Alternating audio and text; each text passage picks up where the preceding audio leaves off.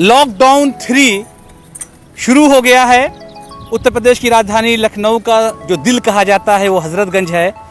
हम वहाँ के नज़ारे आपको दिखाना चाहेंगे कि आखिर कोरोना ने किस तरह से हालात को बदला है। बिल्कुल साइलेंट है पूरे चौराहे पर। राइट हैंड अगर कैमरा पैन करेंगे तो आप साफ तौर से देखेंगे कि ये रोड जो है विधानसभा की तरफ जाता है और जो रोड अभी आप देख पा रहे हैं ये सीधा जो है राजभवन की तरफ जाता है। कुछ सरकारी गाड़ियां, अधिकारियों की गाड़ियां जो कि मुख्यमंत्री की ऑफिस से आ रही हैं तमाम मीटिंगों को निपटा करके, क्योंकि टीम 11 की अधिकारियों की मीटिंग 11 बजे से थी। कुछ एम्बुलेंसेस खड़ी हैं, रास्ता बिल्कुल ब्लॉक है, पुलिस के लोग आपको दिखेंगे। और ज़रा सा जो है ज़मीन की तरफ अगर हम इशारा करेंगे तो कुछ लोगों ने कोरोना से लड़ने के तरीक़ेकार को बताया है। बड़ा अहम हो जाता है इन तमाम तस्वीरों को दिखाना, क्योंकि अगर आपको उत्तर प्रदेश की राजधानी लखनऊ को समझना है तो सबसे पहले हजरतगंज को समझना पड़ेगा। हजरतगंज में हालात इस तरह के हैं कि शायद हजरतगंज जब से तामीर हुआ उसके बाद से इस तरह के नज़ारे हजरतगंज ने कभी नहीं देखे थे।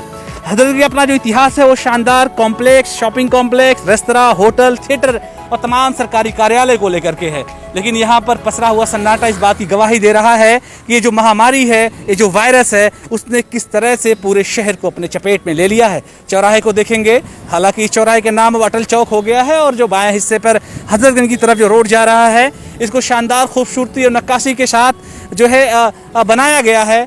कॉफ़ी हाउस की ये बिल्डिंग है जहाँ पर लोग बैठा करते थे, आया करते थे, जाया करते थे। एक खूब इलाका गुलजार हुआ करता था। उस इलाके में भी भारी तादाद में जो है लोग कहीं पे दिखेंगे नहीं। कुछ गाड़ियाँ जो चलेंगी वो एसेंशियल सर्विस की गाड़ियाँ यहाँ पर चलती हुई दिखाई दे रही हैं। तो आप हालात देखें कि कोरोना ने किस कदर हालात को बदला है, किस तरह से हालात को बिगाड़ा है। तो ऐसे में ये जानना बेहद ज़रूरी है कि जो लोग निकल भी रहे हैं वो बेहद ज़रूरी कामों से निकल रहे हैं। जिन लोगों की उम्र 70-80 साल हो गई है, जिन्होंने लखनऊ को नज़दीक से देखा है, वो लोग कहते हैं कि शायद आज़ादी के वक्त भी इस तरह के नज़ारे लखनऊ में कम से कम दिखाई नहीं दिए थे। हालात इस तरह के हैं कि लोग बिल्कुल घरों से निकल नहीं रहे हैं और तमाम तरीके से सन्नाटा जो पसरा हुआ इस इलाके में वो इस बात की गवाही दे रहा है कि हजरतगंज का पूरा जो रोड है उस पर किस कदर सन्नाटा छाया हुआ है।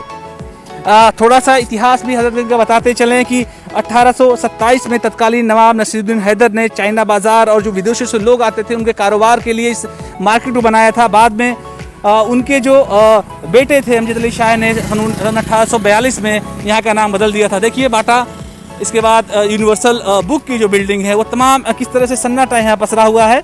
1857 का रिवोल्ट के बाद अंग्रेज़ों ने जब शहर पे कब्जा किया था तो सबसे पहले हजरतगंज को अपने हाथ में लिया था। और हजरतगंज में विभिन्न तरह की यूरोपीय संरचनाएं भी आपको जो दिखेंगी, मुगल कालीन जो इमारतें हैं उनको गिरा दिया गया था। बाद में रिंग थिएटर, मौजूदा वक्त में जो GPO बना है, इसके अलावा तमाम तरीके की दूसरी बिल्डिंगें बनाई गई हैं, वो न सिर्फ यूरोपियन कल्चर को दर्शाती हैं बल्कि इस बात की भी गवाही देती हैं कि हजरतगंज अपने आप में शहर का दिल क्यों कहा जाता है। इस सवाल का जवाब भी मिल जाता है। फ़िलहाल इंडियन कॉफ़ी हाउस ने भी कई सारे ऐसे दौर देखे थे जिसमें न सिर्फ बड़े लोग आकर के यहाँ बैठा करते थे बल्कि वो तमाम यादें भी इस इलाके से जुड़ी हुई है।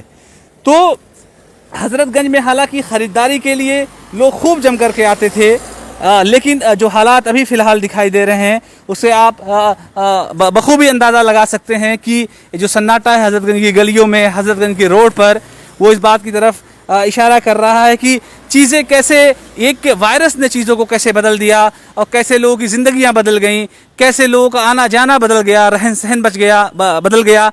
जिस इंसान के बाद जो कहता था कि हमारे पास वक्त ही की कमी है, अब उसके पास वक्त ही वक्त है।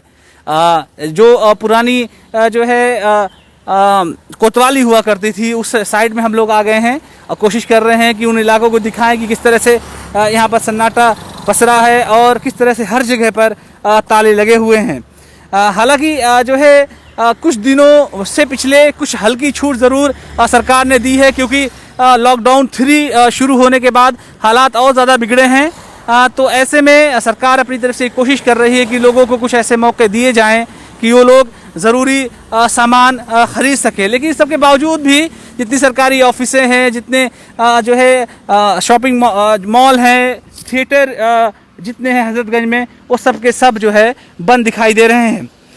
हज़रतगंज के बारे में ख़ास बात ये भी कही जाती है कि जो सुबह बनारस शाम अवध की बात कही जाती है, उस तमाम जो है चीज़ें यहाँ पर लागू होती दिखाई दे रही हैं। लेकिन ख़ास तौर से जो खूबसूरत एक नज़ारा यहाँ देखने को मिलता था हज़रतगंज में, अब वो बिल्कुल यहाँ पर नज़र होता हुआ दिखाई नहीं दे रहा है।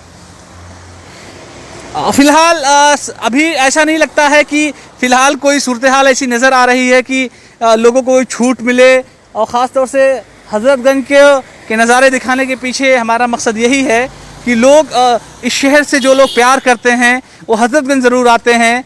बहुत सारे लोगों के दिलों में बात रही होगी कि आखिर लॉकडाउन के दौरान हज़रतगंज दिखता कैसा होगा, हज़रतगंज में हालात किस तरह के हैं। तो हम इस वीडियो के ज़रिए से न सिर्फ हज़रतगंज के हालात को दिखा रहे हैं, बल्कि ये कि आप मान के चलिए कि आपको एक शिक्षा भी यहाँ से मिलनी चाहिए कि जिस तरह के हालात बने हैं, अगर इस लॉकडाउन में हम तमाम चीज़ों का पालन नहीं करेंगे और ख़ासतौर से सख्ती से लॉकडाउन का पालन नहीं करेंगे तो हालात ऐसे ही बनेंगे।